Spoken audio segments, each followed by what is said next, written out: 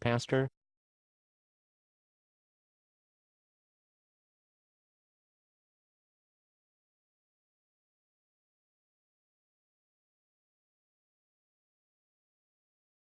Yes?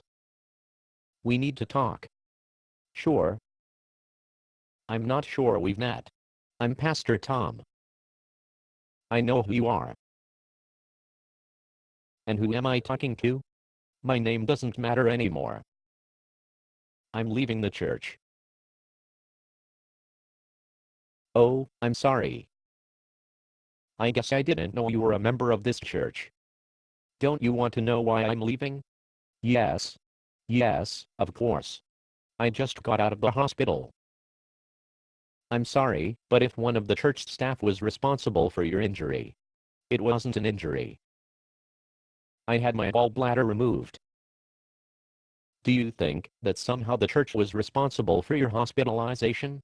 You really don't get it, do you? Actually, no, I don't. Can you fill me in? The reason I'm leaving the church is because the entire time I was in the hospital, not one single person from the church came to visit me. Oh, I'm sorry. We're usually pretty efficient at visiting people in the hospital. We have a whole ministry whose purpose is to visit homebound and hospitalized people. Well, they missed me. And now I'm leaving. I'm sorry. I don't know how this could have slipped through the cracks. Yeah, right. Goodbye. Listen, do you have time to talk about this? What is there to talk about? Well, if we slighted you somehow, it's possible it could happen to others. Do you mind if I ask you a few questions? Make it snappy.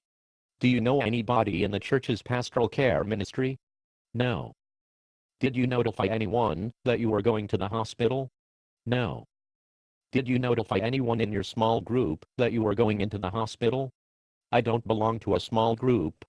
How are we supposed to know that you were in the hospital? It's your job to know. You're right, of course. One of our pastoral care ministry people is a volunteer at the hospital. She usually gives us a heads up when one of our people is listed in the hospital census. Well, I should hope so. So, Evelyn missed your name from our membership rolls. My name is not on your membership rolls. It isn't? No. I don't need more junk mail. Well, perhaps she would have recognized your name from the checks you give during tithes and offerings. I don't give checks. Well, how would she recognize your name? Forget my name. Didn't anybody miss my face Sunday morning? I guess the job of recognizing your face is my responsibility. You got that right. You know, I'm quite good at recognizing faces. And quite frankly, I can't remember seeing your face in church. It figures. Where do you usually sit? In the back. Oh. Yeah, that's the only seat available by the time I get there. What time do you get there? Just after you pass the offering baskets. That's a half hour into the service. Yeah, but I save a lot of money that way. I suppose you leave early too. Avoiding the traffic. Which explains why I've never had a chance to shake hands with you before. And you never will again. Just one more thing. Make it snappy. Well, if you never gave us your name, and you never interacted with anyone in the church, just how did you expect us to miss you when you went into the hospital? Because it's your job. Well, I guess you just made my job a little easier. Based on a play by Bob Snook.